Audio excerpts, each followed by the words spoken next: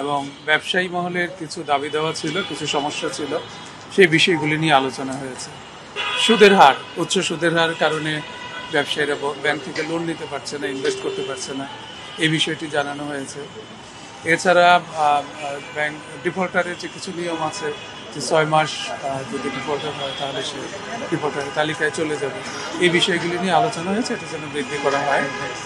তারপর এক্সচেঞ্জ রেটটা যে স্থিতিশীল, এটা রাখার জন্য যেটা চেষ্টা করা হয়, যে সমস্ত এলসির পেমেন্ট এখনো বাকি আছে, যার কারণে ব্যবসায়ীরা দীর্ঘ সময় ধরে এলসি খুলেছে ৮৬ বা ৯০ টাকা রেটে, এখন দেখা যাচ্ছে যে ১২০-২২-২৫ টাকা রেটে তাকে পে করতে হচ্ছে। এই যে তাদের একটা সমস্যাটা, এই সমস্যা থেকে উত্তরণের জন্য বাংলাদেশ ব্যাংক যেন নির্দেশনা দেয়, যেন লং টার্মে তারা যেন এই পেমেন্টটা পরিশোধ করতে পারে, এইটা একটা বিষয় আছে। তারপর এক্সচেঞ্জ রেট যাতে স্থিতিশীল থাকে তার জন্য যেন বাংলাদেশ ব্যাংক ভূমিকা রাখে।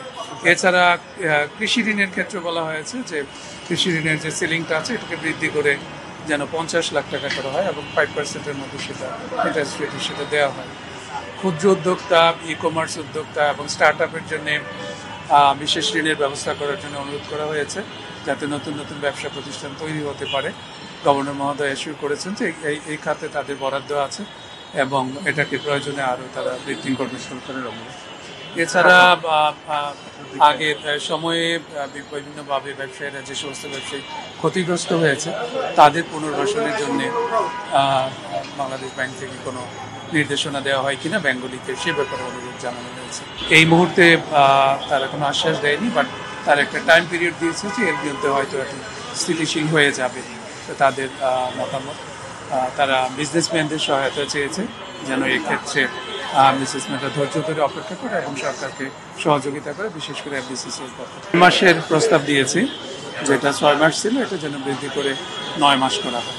আচ্ছা স্যার, তো এর মধ্যে যে ব্যবসায়ীরা যারা আছে অনেকেই ডিফল্টার আছে, তো নতুন করে কি আবার বিনিয়োগ করার কি কোনো রকম সম্ভাবনা আছে কিনা, বা তাদেরকে এই যে যারা ডিফল্ট হয়েছে তাদেরকে বাদ দিয়ে, বা তারা কি আবার যারা হয়েছে তারা কি নতুন করে আবার কোনো ব্যবসা বাণিজ্য ঋণ বা কোনো রকম সুবিধা পেতে পারে কিনা, এই ব্যাপারে আমরা কিছু বলিনি। এইভাবে আমরা বলেছি যে একজন যেহেতু বিভিন্ন চ্যালেঞ্জ আছে, সমস্যা আছে, অনেক যদি 6 মাস বা 3 মাসে নামিয়ে আনার বিভিন্ন কথাবার্তা শোনা যাচ্ছিল মার্কেটে, যদি এত শর্ট পিরিয়ডে নিয়ে আসা হয় অনেকে ডিফল্টার হয়ে যেতে পারে।